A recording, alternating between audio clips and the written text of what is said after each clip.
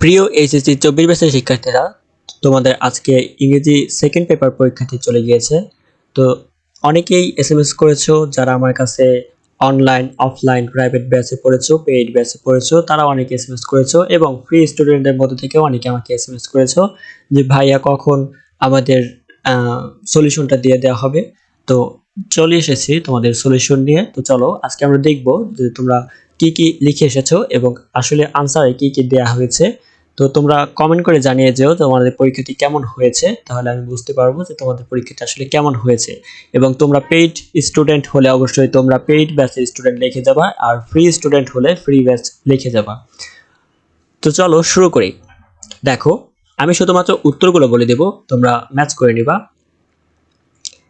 এটা হচ্ছে ঢাকা বোর্ড 2024 সালের প্রশ্ন।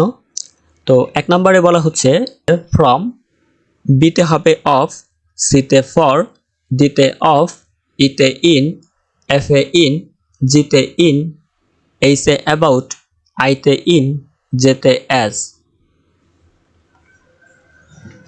2 নম্বর প্রশ্নটা দেখে নাও। এ নম্বরে হবে অ্যাজ ইফ।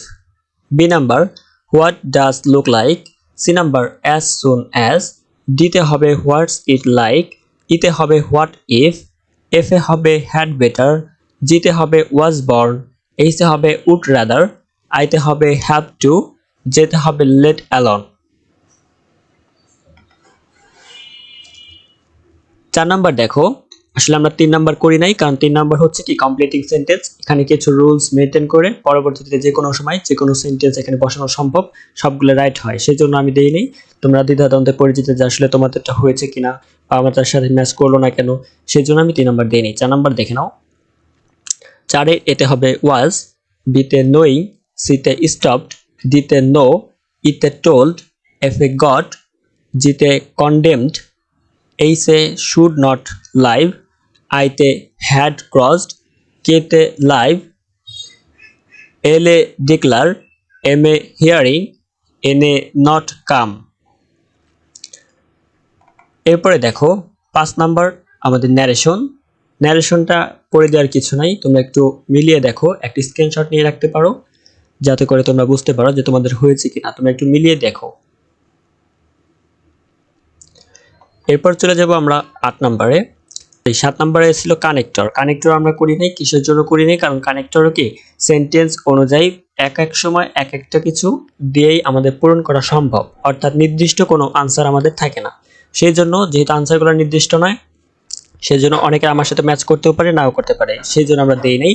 তবে 8 নাম্বারটা একটু দেখে নাও। 8-এর এতে হবে নান, বিতে হবে ইমাজিনেশন, সিতে হবে রেয়ারলি, ডিতে ভ্যানিশ, ইতে কনসিকুয়েন্সনেস, এফে টিনি, জিতে লেন্দি, এইসে নেভার, আইতে বেড টাইম, যেতে অ্যাকচুয়ালি, কেতে আন রোমান্টিক, এল এ টেরিফাইং, এম এ সেভারিলি, এন এ রিয়েলিটি।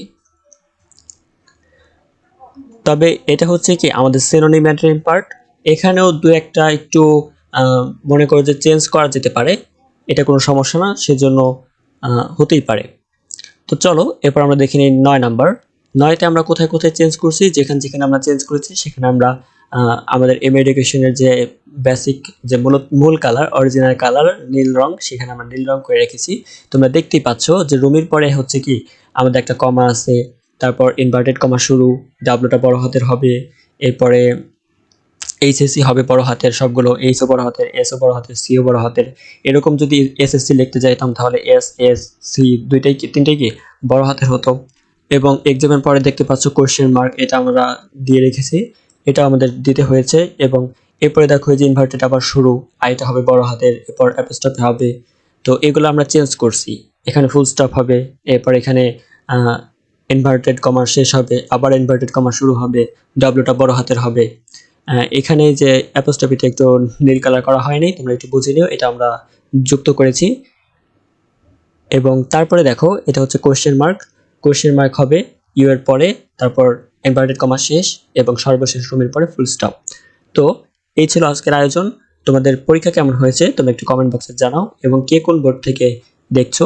তোমাদের পরবর্তী বোর্ডগুলো, ভিন্ন ভিন্ন যে বোর্ডগুলো আছে, আমরা সেই বোর্ডগুলো সলভ করার চেষ্টা করব। তো আজকে এই পর্যন্তই।